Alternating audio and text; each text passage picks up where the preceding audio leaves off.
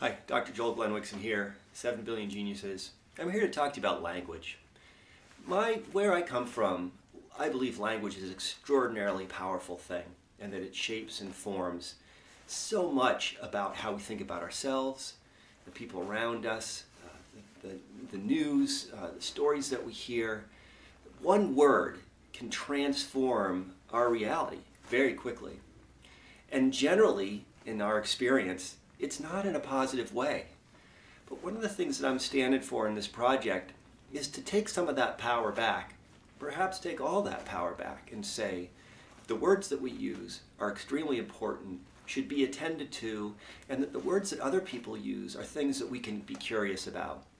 So to begin with today, as we're exploring this idea of language, I'm going to start to talk about the language that I've used in the videos that you've seen before. It's language that's unique, not necessarily unique in terms of the phrases, but the way the phrases are used are unique to a form of therapy that I'm familiar with, that I'm very much committed to. It's called narrative therapy. It came out of Australia and New Zealand. Two formative people in the construction of narrative therapy were Michael White and David Epstein. And that's where these phrases come from in my own experience. They may come from other places and other people's experience, but for me, this is where they come from.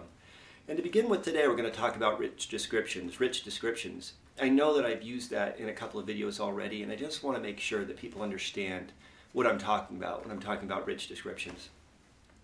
Rich descriptions are really a position or a stand that I take against the notion of thin descriptions, which is essentially the opposite.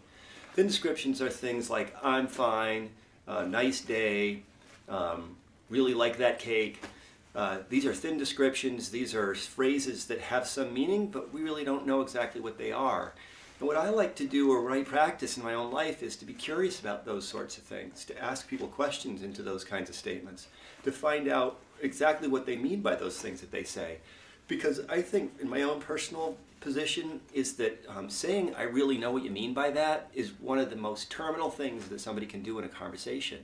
I can't possibly know exactly what anybody means by anything unless I am them. And I am inherently not them. I'm me, which I think is, I like being me.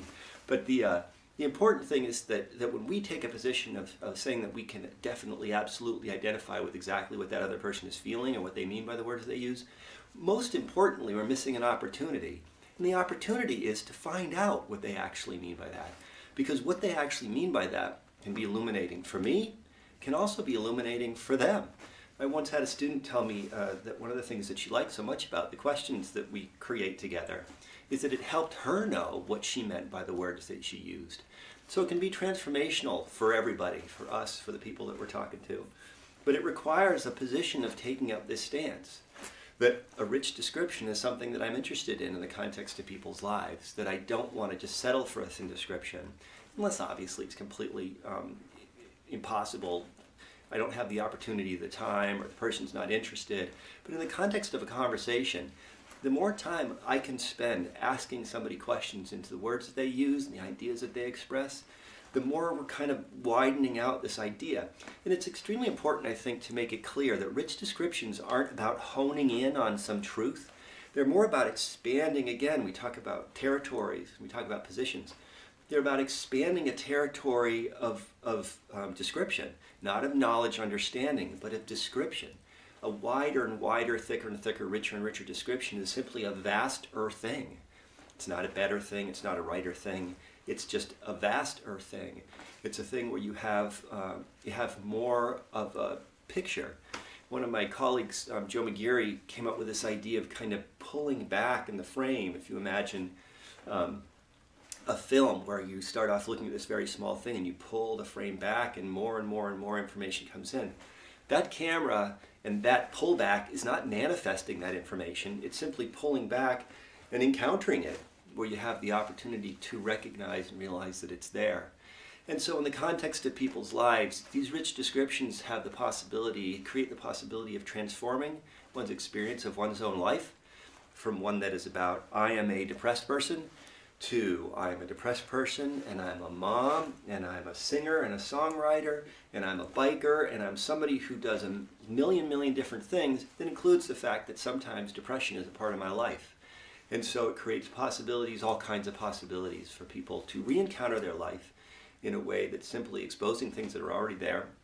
I used a flashlight metaphor before, but the idea of a flashlight doesn't make things real. It simply shows us those things are there, and creates possibilities for them in terms of their preferences, their preferred identities, their preferred ways of moving forward in their lives that they might not have had access to because they hadn't thought about it before, or they'd forgotten about something that they already knew, hadn't thought about it in that way, hadn't put those two things together, thought about how the songwriting was somehow related to the biking.